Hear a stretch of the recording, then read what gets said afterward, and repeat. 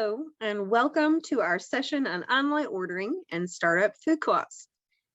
This will be a panel discussion with three general managers who are actually general managers of startup food co-ops right now that have either just opened or about to open and have previous experience being a general manager of an open and established food co-op and can compare and contrast those experiences about online ordering and what they thought about it pre-pandemic at their previous co-op and what their plans are going into the future for their startup food co-op and what role online ordering will or won't take for that new co-op as they open.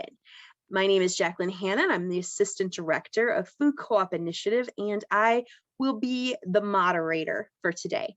This is a conversation. There are no pat answers about the future of online ordering in the grocery industry as a whole, or specifically in the food co-op industry. You're going to hear three very different perspectives, and we think you'll find them very All right. You guys kind of talk about this topic because you're not only considering what to do about it now post pandemic for your startups, but you have been up against this question before, because the whole idea of online ordering, it's not new. It's not new whatsoever. And it's also really not new, like even in the co-op space. Like we've been in this conversation for quite a while. Some things have changed now, and I'm really excited to get to how your thinking maybe has or hasn't changed on it.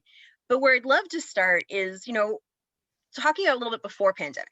So before the pandemic, food co-ops had spent years, I would say over a decade, dipping their toes in the water of online ordering and often pulling back for many, many reasons. So we'd see different co-ops try it and pull back because of crippling fees, or honestly, a lack of actual volume of orders and interest from the customers who said that they thought they wanted it, to all the way to, having picking partners, companies that came in and picked and delivered the orders that were doing very subpar jobs of customer service, of picking the product so far and harming the co-op's reputation. We saw all sorts of reasons some co-ops got into it and moved out. And then most of the food co-ops, the few, and I would say it was still quite a minority that were still doing some form of online ordering pre-pandemic, were almost exclusively, not exclusively, but almost exclusively food co-op and very high volume, high volume stores, high volume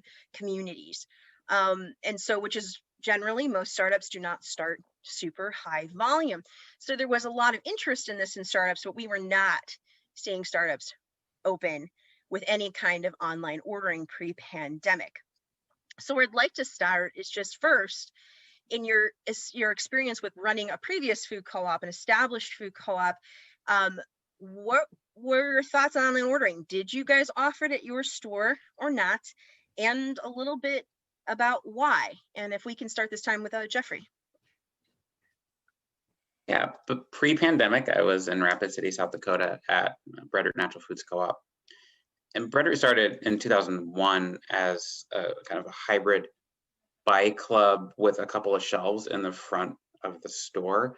And its whole identity before I got there was we're a buy club first and a store second. When I came on, it was a very costly and efficient buy club model, using some sort of homegrown online ordering system. And within a year of joining that co-op, I transitioned us to a Shopify sort of platform. And I had a kind of a tech background, and was able to just mostly do it myself without having a tech person do it too. And it really brought in, it really increased the efficiency and the sales from member orders, special orders, that sort of thing. And it was maybe 5 or 6 years before the pandemic happened, and it was working really well, the Shopify, with some like a la carte apps that you could add to it. And when pandemic happened, a bunch of Shopify developers created, click and collect or curbside integrations. It's like $5 or $6 a month or something like that. At one point, it's something with like there's free. You do it for free because we care about people during the pandemic, and really took advantage of that and was able to pivot what was like 10 to 15% of our sales as special member orders to doing some curbside.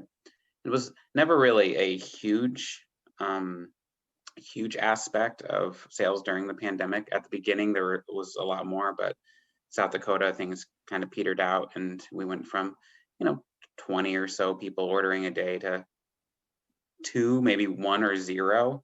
But one of the benefits of being a small store is everybody's used to wearing a lot of hats, and you can really reassign what hats people are wearing. We didn't have anybody just standing around waiting to pick an order, but there was a system in place where if there needed to be an order picked, it was flagged and done, and a pretty efficient system.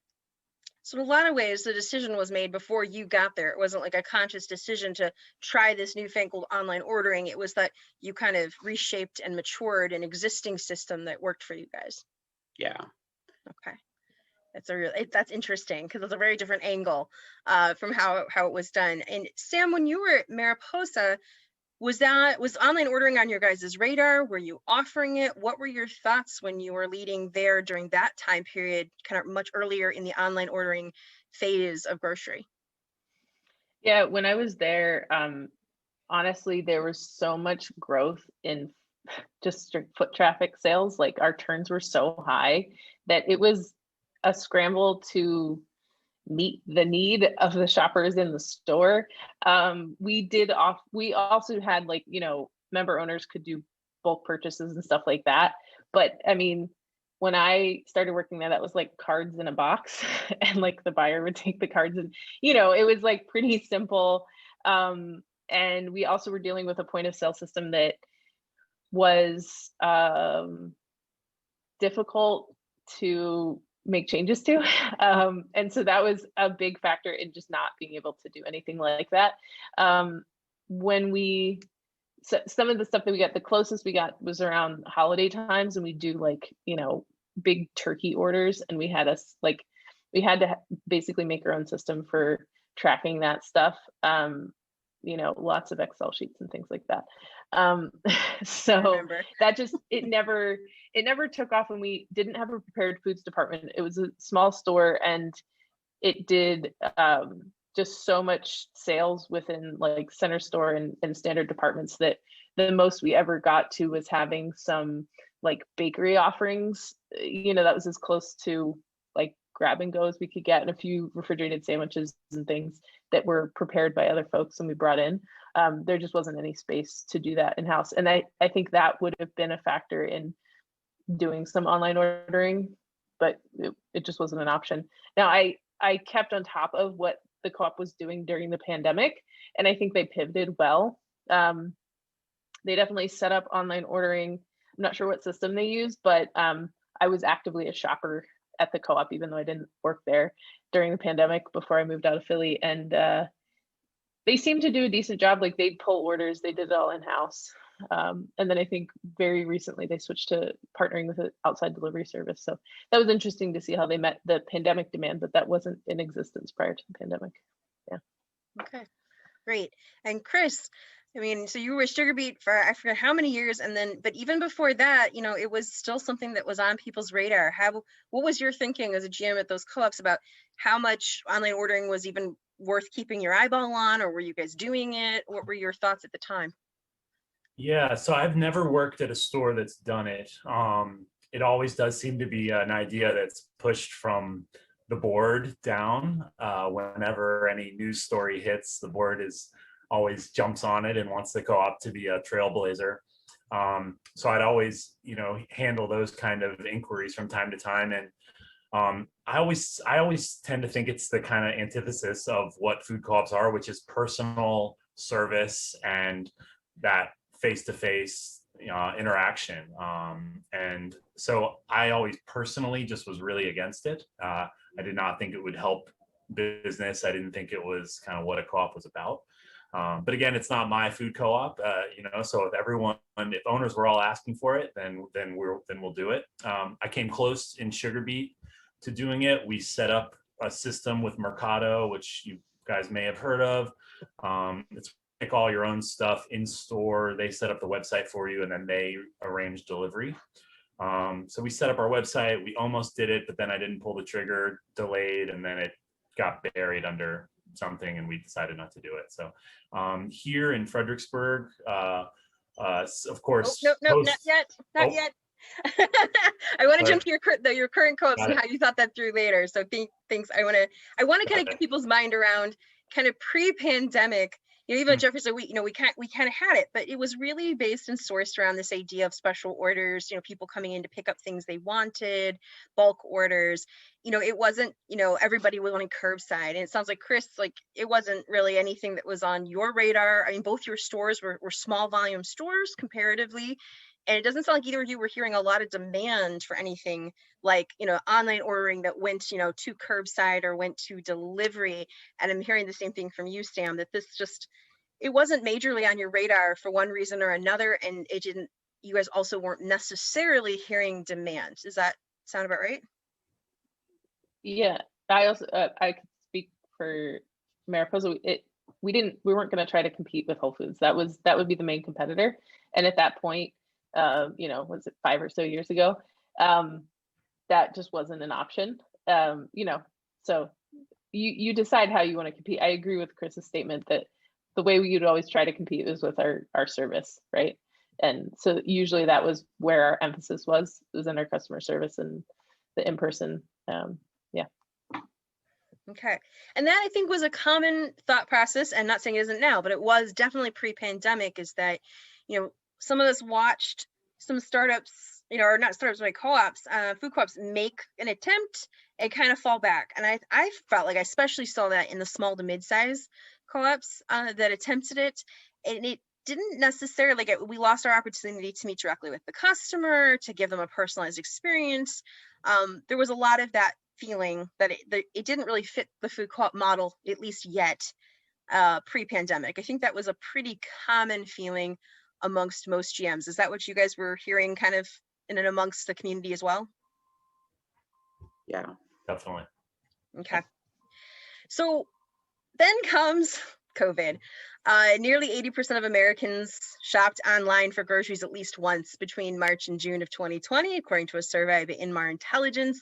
Now that's once, but 80% of us shopped online at least once between March and June of 2020. And according to a recent study by, I don't know how to say it, Mercatus, I think, a firm specializing in grocery e-commerce, they found that 3.4% of groceries were purchased online in 2019. So of all groceries bought, all food bought nationally, meant for preparing at home, that 3.4% of those were bought online, and that was 2019. And then some studies actually, I found a few studies that put that number even lower. They put it in the 2.5% range. There seems to be some debate about what's getting measured in that percentage number. But then contrast that with coming in around 10% of all groceries in 2020, the first 9 months of which was COVID pandemic times, 10% of all groceries were purchased through some kind of online platform in 2020. So before the coronavirus, online grocery purchasing was not expected to hit that kind of level. Nobody was predicting it before 2024 for it to be 10% of all groceries. So clearly there was a huge impact with coronavirus about people's willingness to suddenly adapt to this very different way of shopping. There were also, though, very specific pressures on them. So there's been some questions on the consumer to want to buy online. And there's been some question that as we move into a time when people feel safer going to grocery stores directly themselves, will that hold? Will there still be at 10%? And so far, projections from the industry say they don't find it likely there'll be any fallback after the pandemic. And many are actually, of course, predicting that online grocery buying will rise steadily, though there is debate about how fast. And if you look at the source, you'll notice those who have a vested interest in it growing fast predict a faster growth of online ordering, and others don't predict quite as fast. But no one's predicting a fallback in the amount of online grocery buying. So 10%, that gets to be pretty significant. But the other side of the coin is that online ordering is a net loss for almost all grocery stores, and not just food co-ops.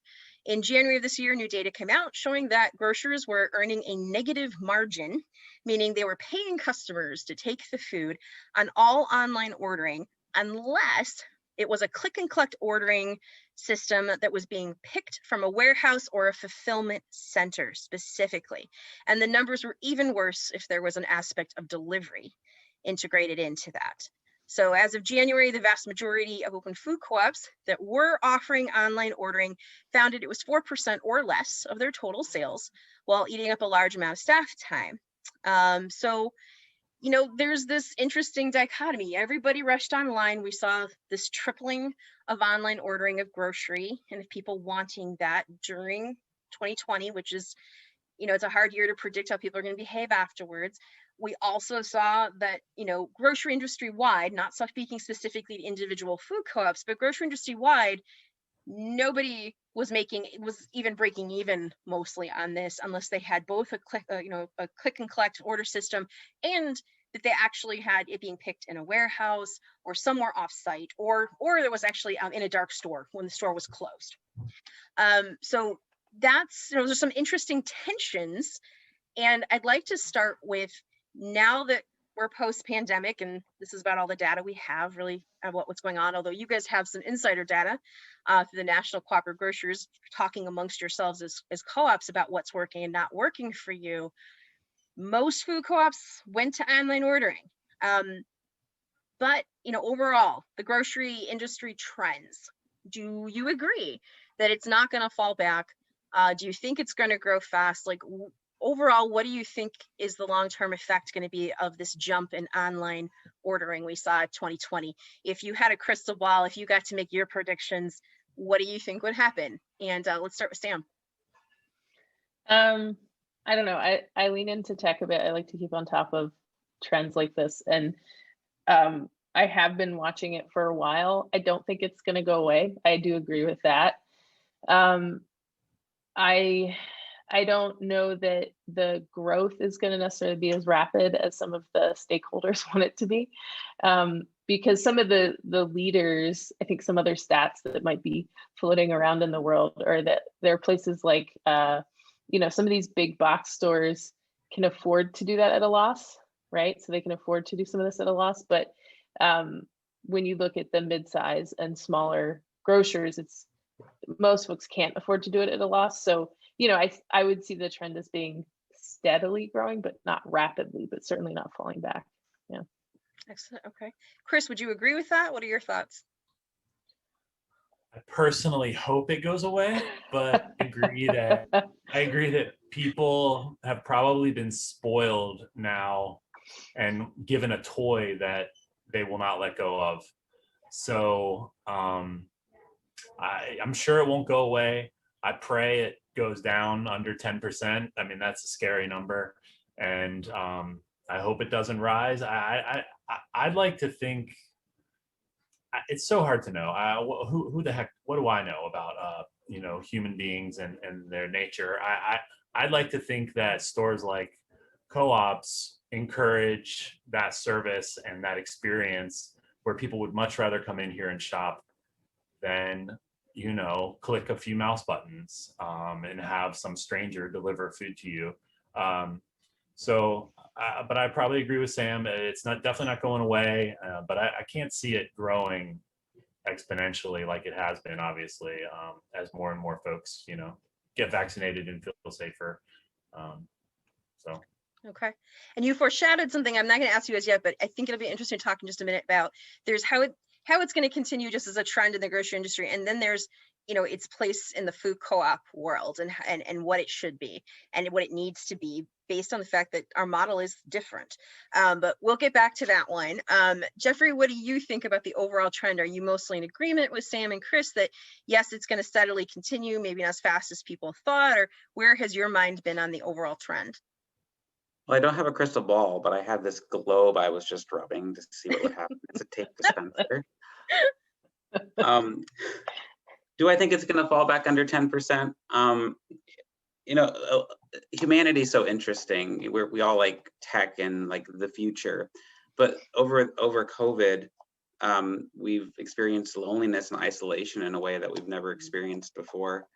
And what the co-op is something more than just a grocery distribution point, or a place where people go to connect, to feel part of something, to see their friends. At Oshkosh, we're going to have a chatty checkout lane where you just come and have a long conversation on purpose with our cashiers, which GM's got to love that one. You gotta rotate that cashier pretty often. I plan on being there. I like chatting. But so I think that will cause people to go into the co-ops and buy food in person just to be there. And I think that that need for human connection is going to remain. You can't replace it with a computer or an iPhone. What it will do industry-wide, I think that people don't really care being at gigantic, huge food stores like Kroger or Sam's Club. You don't feel like you're, part of it there. And I think that might trend more towards higher online sales. And then at co-ops, I think it could fall back and steadily rely on people going there for the experience and the customer service and the connection. And I think one of you, I forget who already mentioned that, and I think a lot of food co-ops that have started offering online ordering of some form during COVID have seen a fallback. I think it was you, Jeffrey, that have seen a fallback on utilization, which I think is a whole topic in itself. But I think it's very interesting, and something for those watching to know is that, food co-ops kind of rolled this out in mass as online ordering to meet the need. And it was an important need to meet for their communities. And National Cooperative Grocers did a lot to support that, got them set up with tech, the ones that didn't have it, to do that, which was excellent. But I know, I can count on my hand at least, a bunch of food co-ops that have seen their online ordering fall back quite significantly since its peak last year. So that's kind of an interesting thing to be aware of as you're listening to this conversation. But where I'd like to jump next, I definitely, this is where I want to spend the bulk of our time, so I want to make sure we have enough time. So I want to ask you guys each, for your startup food co-op, at the volume it's going to be at and the type of community it's located in, do you think you're going to move forward right at open with online ordering or shortly thereafter? Or is that something off in the future? And, kind of what is informing that decision, from big trends to specific to your community and the way people shop there and the kind of volume that's available? What are you basing that decision on, whether to start, open those doors of that startup food co-op with online ordering, to do it soon after, or to kind of see that a little further down the line? And so I'm going to go back to you, Chris, because you've already opened a startup food co-op during the COVID pandemic and made this decision, although I'm sure you're still actively in some ways continuing to make it, and would love to hear what decision you made, why, what were those factors? Yeah, so we do not have any kind of click and collect or delivery at the moment. To me, it was opening a grocery store is already a crazy idea, and a restaurant. Basically, you're opening a restaurant at the same time too these days with your prepared foods department. So to try to do a third business and do it well would seem absolutely impossible. So we do not have it now. I've kind of promised our board that we'll take a hard look at it in the summer. So about 3 months-ish into operations, and kind of see how well we're doing selling groceries inside these four walls first, and also see the way the world is evolving and the way COVID is evolving, and reevaluate if that still feels like a need for our community. I kind of jokingly hate the idea of online ordering and delivery and all that, but it is ultimately we're here to serve our community and our owners and our customers. And if that's something they are still clamoring for and need, then we'll strongly, we'll look to include it and make that decision. So that's where we're at. All right. So Jeffrey, what are you thinking? Are you going to open the doors right away with it? Or are you thinking also see how we do and then consider it? Where are you at in this conversation? Yeah, we're going to open with the functionality. I don't know if it'll be active on day one or month one, could be month two. It really depends, on staffing and the training. It's really important to, we're as startups, we bring our staff on within the last few weeks, couple weeks, even, you're still hiring right when you open, and you have to get everybody on the same page at one time, and it's a unique challenge. So making sure that that framework is there and people are comfortable with it before we say you've got to learn the point of sale and the click and collect at the same time. But I think it's important to bring it on at our co-op. There's always going to be high risk people going forward. I hope it's something that sticks, that high risk people matter and they can buy groceries, and having that functionality is important for them, especially for the some of the natural minded people who see the co-op as the only place they can get the things that they need. But that means that if the sales are low, you've really got to look at, is it profitable? How do you make sure you run it and it doesn't cost you too much? But yeah, definitely starting with it. I know Chris has been looking at me funny for that, but a roll. But you are thinking as soon as it feels like your staff has their feet under them, like you would like to be there pretty quickly. Yeah, we're gonna have functionality day one. It's part of our point of sale system, which is one of the reasons why I'm okay going with it. In inventory meshing and making sure that your systems are connecting is always a problem. And with this point of sale system, we're getting it is all streamlined. So a big chunk of the admin and the work is circumvented by that system that we have. So it's possible, just do we have the training? All right. And Sam, you guys did not have it at your previous store. Of course, the world has greatly changed. What are you thinking about opening Asabec, co-op market with the, online ordering functionality? What are your current thoughts? Pretty similar to what Jeffrey was saying. So I especially like to think about it from an accessibility standpoint. So, high risk folks and folks who just can't easily navigate a potentially smaller store as well. Also thinking about the number of folks that I know personally who have been double shopping, so shopping for their family and for like elders in their family, and that the click and collect options have often been a huge time saver. So they get to have their time to shop, but they don't have time to double shop often. So, just kind of thinking about those scenarios, and that some of that care may still exist and will continue. So just keeping that perspective, and I want to keep actively listening to the ownership and the communities surrounding. We've done a number of surveys, and we're continuing to survey communities who aren't currently part of the ownership to see what other shopping needs are out there. So wanting to keep on top of that as a factor. But from a tech standpoint, yeah, I agree with Jeffrey. It's much simpler to integrate prior to implementation of a system.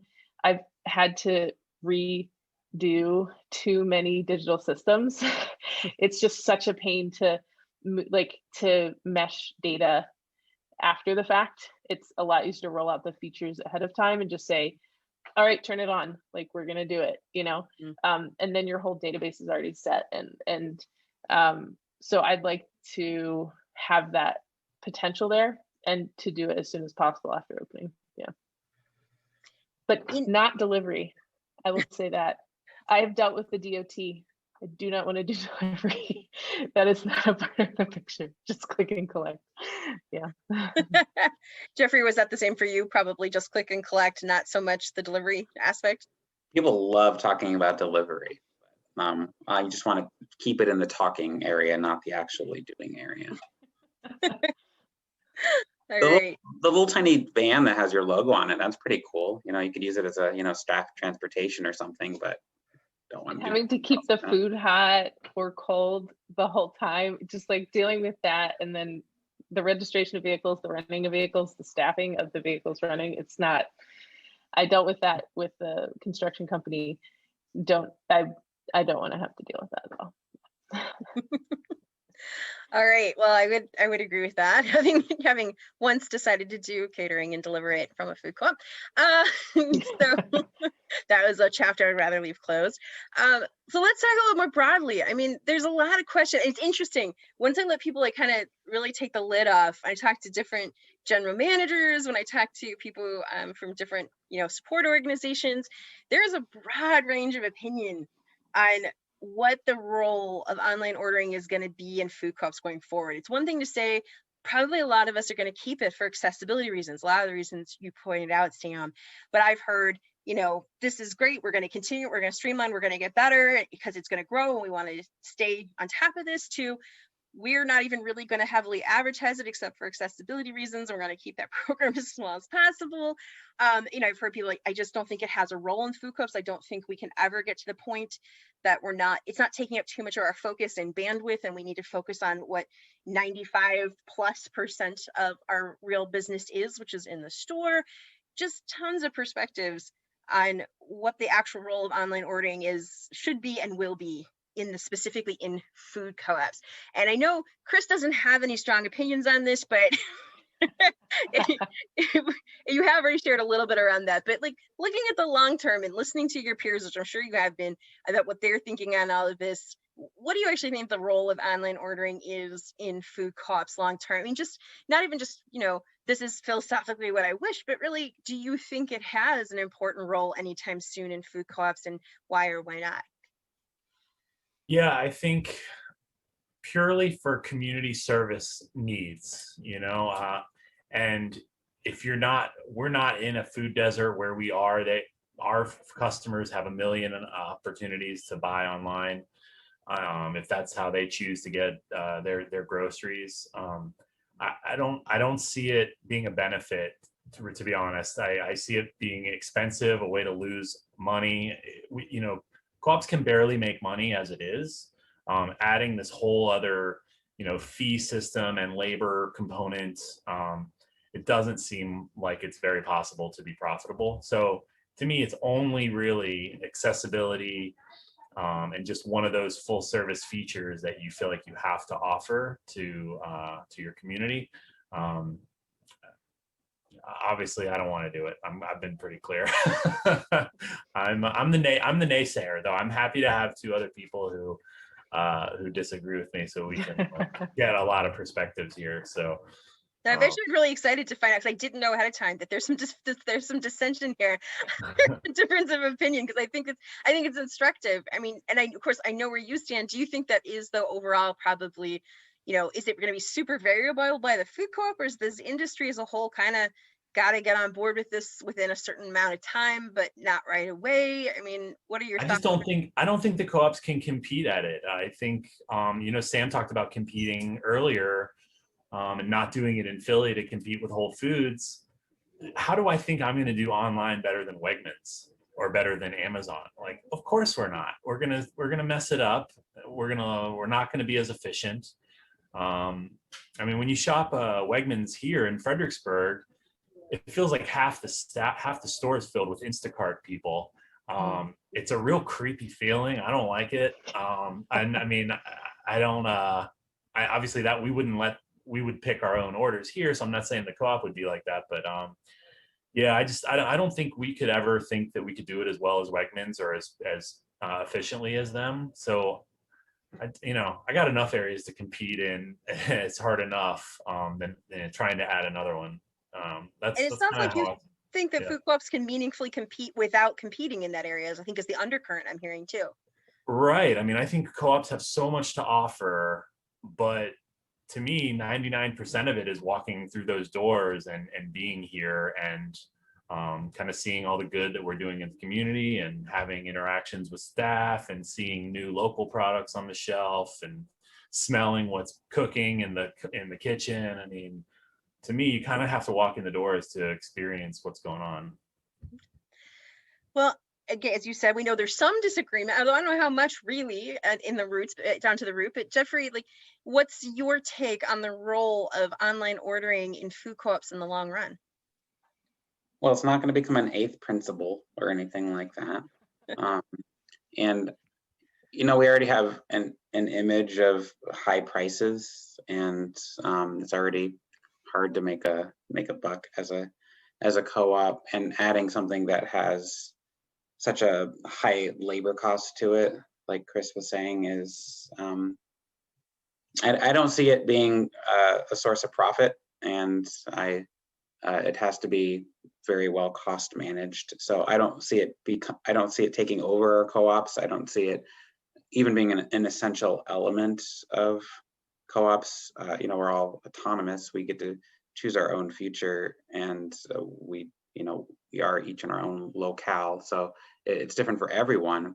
But one thing that does bring us all together is the concern for community, and you don't do that online. And no offense to the people who do it online, but I really don't think that you do real community online. You really need the interpersonal. I actually see, in 100 years, food co-ops might be the only place actually with people inside of it selling groceries, and that's okay, because I don't know if I got way too crazy. It was maybe a little dramatic, but we know where you're going. All right. Well, Sam, same question. What's your perspective on really putting it in perspective of the food co-op industry? Where does online ordering fit in that? Is it something we need to be looking at immediately, long term? Does it have a big role? Will it never have a big role? What are your thoughts? So I tend to, in life, go against the grain a little bit. So I'm not surprised that I disagree with some people on certain things. But I like to think about the values that food co-ops have, the mission and the ethics alignment that I think we do strive for, and that's the piece around the great service and the community and all of the things that really do differentiate us. Like, that is something that I would hope, always outcompete on, right? Like, that we are the space that people come in and feel welcomed. But I also like to look at how can we use the best features of other spaces to our benefit. And that's kind of how I see this. It's not going to be our bread and butter. It's not going to be our top sales. It's not going to be any of that. But if you do it well, if you plan it well and you do it efficiently, it could be a cool feature that you have, and it sticks around and it makes you relevant. And I think that's something that a lot of co-ops can struggle with. So keeping in mind that this really does depend on the community that your co-op is in, that it could really depend on the needs that your co-op has, that the owners have. But for instance, when I think about click and collect, I don't just think about orders being pulled for people driving up to get their groceries or having them delivered. I think about, could this streamline our prepared foods? If you are going to come in and grab lunch and you wanted to get something off of the not already made, not the grab and go shelf, but you actually want a sandwich made fresh, could you order it on your way, still get to interact with staff, grab your freshly made sandwich? And that's kind of how I'm viewing this as well. And that's like some of the features of the point of sale system I'm looking at that are pretty cool. So if we can have that kind of menu that's like, oh, I'm in such a rush today, but I still want to stop at the co-op, and you walk in and your soup and sandwich are ready, and you still get to say hi to Joe at the counter and see this person here. So you can kind of have the best of both worlds, at least I would hope. It's just thinking about, again, what great things can we integrate into co-ops that keep us relevant while also staying true to our mission and our principles. So that's kind of the fine line that I like to walk on. Yeah. I think a lot of people, I think there's a lot of gyms in agreement with each one of you. I think I've heard all those perspectives. So it's kind of interesting that there's no unified perspective on this right now, except for that it's not going to go away. But that leads me just back to a quick question to all of you then, since I'm mostly hearing is, well, at some point you're going to need to do it. And two of us think you should do it pretty early on. Because none of your stores are going to be opening at massive volumes. I think, mid-sized, mid to small. So in the kind of, I think we're 4 million to 2.5 million. Is that the range everyone's in first year in sales? 4.2, yeah. Okay. So, this is, we're not giant stores, and you're all going to do it, either right away, as early as you can, or you see it as pretty inevitable to at least take a really serious look at it within 6 months of opening. So if you're talking basically to startup food co-op boards mostly today, that's who's going to be watching us. And if you were going to give them here's my advice on this, because I will tell you in the startup food co-op world, boards have been excited about online ordering and wanting to know when we're going to be ready to launch that stuff and just kind of be part of the new wave for the entire 6.5 years I've been involved with startups. And now I think it's finally is the time that we can say that startups are going to probably have online ordering within, the first year, or that's a good shot at that. what would be like, so you're talking to board members, what would you say to them? What's your advice about going forward, saying, yeah, you're probably going to do this. So when your GM gets here, have this conversation, or I would want them to be looking at this. I definitely heard something about maybe the right point of sale, integrating it early. So I wanted to kind of send it back to you guys for advice. And I'm going to reverse the order. I'm going to go back to Sam because Chris's advice at the end is going to be just don't do it. No, I'm kidding. But heading back to Sam, what would you be your advice to those who are going to be opening, start food co-ops maybe a year after you all are, and what to think about with this? Yeah, so if we're talking to board members, my main advice is to be clear about priorities and goals, but to trust the general manager to do the operational due diligence, right?